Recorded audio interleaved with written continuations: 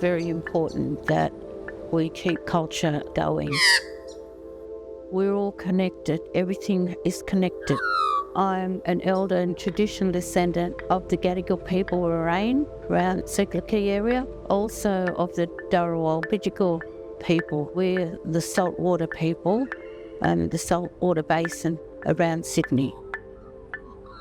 Botanic Gardens of Sydney has a story journey, Cadi Jam Ora First Encounters, that has been seen and read, engaged by millions of guests. And that was put into place on country here at the start of 2000, just in time for the Sydney Olympics. And 26 years on, it was decided that it was time for a renewed, revitalised story of Gadigal country, Gadigal people, and their connections to people, place and plants.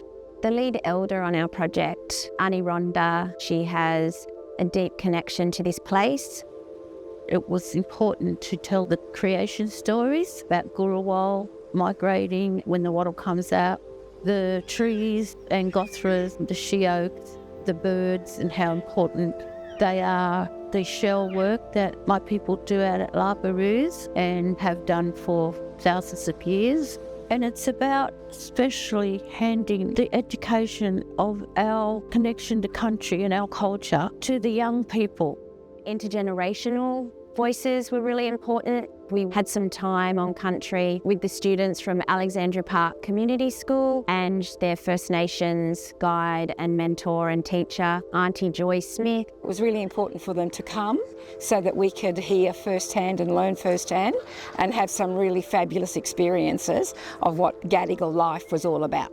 A big part of this project is to do artwork in collaboration with our young people from the local communities, and we looked at the rippling patterns that you can see in the sandstone cave here, and you can see that same pattern repeating across the water.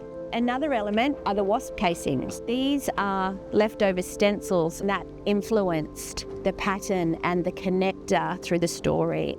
We worked with Indigigro from down in Gamay, La Perouse, and then we also went down on country and saw the work that they are doing to revitalise the land, plants that haven't fruited for more than 40 years, and just the amazing knowledge. As all of this consultation happened and listening, ongoing workshops with our First Nations education team, they've just contributed so much of themselves and their experiences with taking our guests through this space and this garden precinct.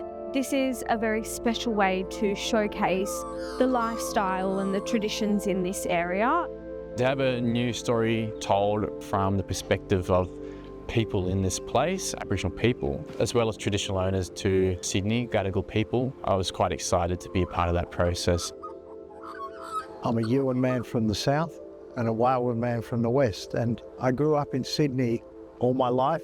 Sydney's my home. It was a gift to be involved in the Cadi Jam Ora project.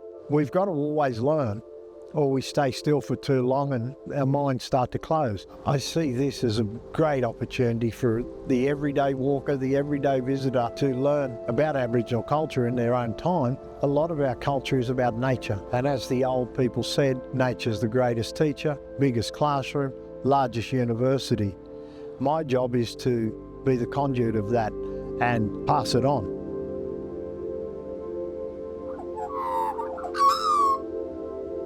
I was just talking to Aunty and Uncle, and we all agreed what we want people to feel in this space is joy around country and what it provides. We want them to understand that we are all committed to country. We are part of nature. We're not separate from it. And if we look after nature, it will look after us. Whoever you are, wherever you are, it is asking you to remember that we are a part of nature. These stories are as ancient as they are contemporary. This country has been shaped by water, by salt, by stone. That's our job as humans, is to look after country so country can look after us.